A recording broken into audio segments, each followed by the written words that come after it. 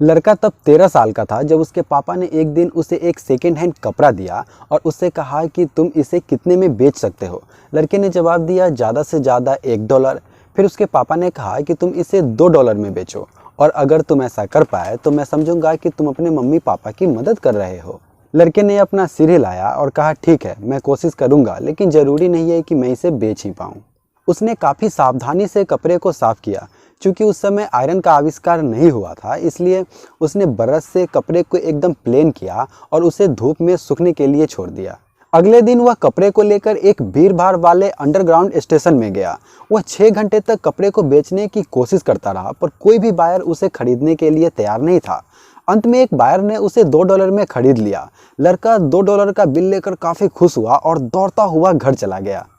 इसके लगभग 10 दिन बाद लड़के के पापा ने उसे एक और सेकेंड हैंड कपड़ा दिया और उससे पूछा कि क्या तुम इसे $20 में बेच सकते हो। लड़के ने जवाब दिया, ये कैसे हो सकता है, इसकी कीमत तो ज़्यादा से ज़्यादा $2 होगी। फिर उसके पापा ने कहा, तुम पहले कोशिश करके क्यों नहीं देखते, हमेशा एक रास्ता ज़रूर मौजूद होता है। फाइनली उसके दिमाग में एक आइडिया आया। उसका एक भाई था जो कपड़े पर मिक्की माउस और डोनाल्ड डक की पेंटिंग बनाना सीख रहा था। उसने अपने भाई से कपड़े पर पेंटिंग करवा लिया और उस कपड़े को लेकर अमीर लड़कों के एक स्कूल के बाहर चला गया। जल्दी ही एक नौकर अपने छोटे मालिक को स्कूल से पिकअप करने के लिए आया। उस छोटे मालिक को पेंटिंग की वजह से कपड़ा काफ़ी पसंद आया। उसने अपने नौकर को कपड़ा लेने के लिए बोला और उसके नौकर ने कपड़ा खरीद लिया। चूँकि छोटे मालिक को कपड़ा काफ़ी पसंद आया था, इसलिए उसने उस लड़के को $5 का टिप भी दिया।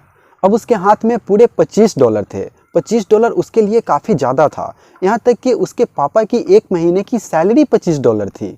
घर पहुंचकर उसके पापा ने लड़के को एक और कपड़ा दिया और उससे पूछा कि क्या तुम इसे $200 में बेच सकते हो। इस बार उसके पापा की आंखों में एक चमक थी। लड़के ने कोई जवाब नहीं दिया और बिना किसी हेजिटेशन के कपड़ा ले लिया। इसके लगभग 2 महीने बाद संयोग से एक एक्ट्रेस अपनी मूवी चार्ली एंजल्स के प्रमोशन के लिए न्यूयॉर्क आ रही थी। उस एक्ट्रेस का नाम फारा फॉसेट था। जब प्रेस कॉन्फ्रेंस खत्म हुआ तो लड़का सिक्योरिटी को तोड़ता हुआ फारा फॉसेट के पास पहुंच गया और उससे अपने कपड़े पर साइन करने के लिए कहा। जब फॉसेट ने देखा कि एक मासूम सा लड़का उनसे ऑटोग्राफ मांग रहा है तो उसने खुशी खुशी कपड़े पर साइन कर दिया।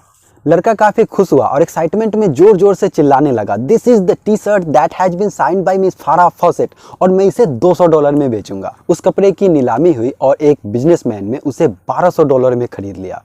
जब लड़का घर पहुंचा तो उसकी पापा की आंखों में आंसू थे।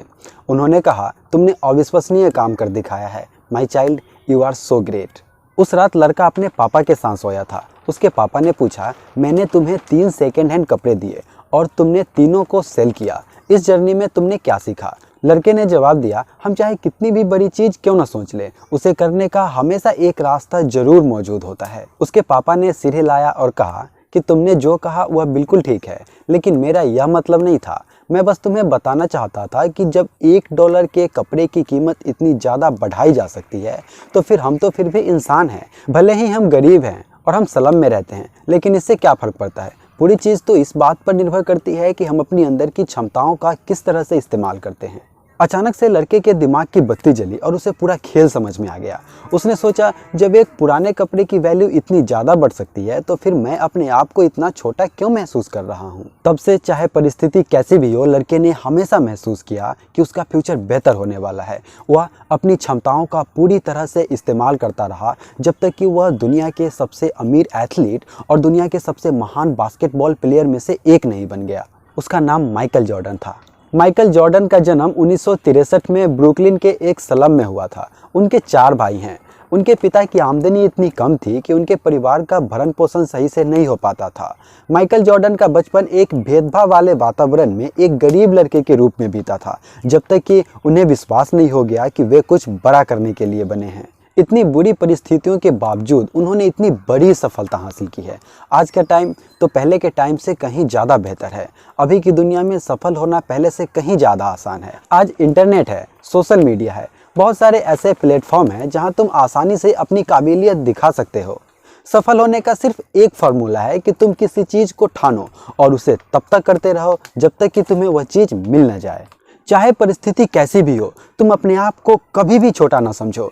तुम अपने अंदर इतनी क्षमता लेकर पैदा हुए हो कि तुम जो चाहो कर सकते हो, जो चाहो बन सकते हो, जो चाहो पा सकते हो। जय हिंद।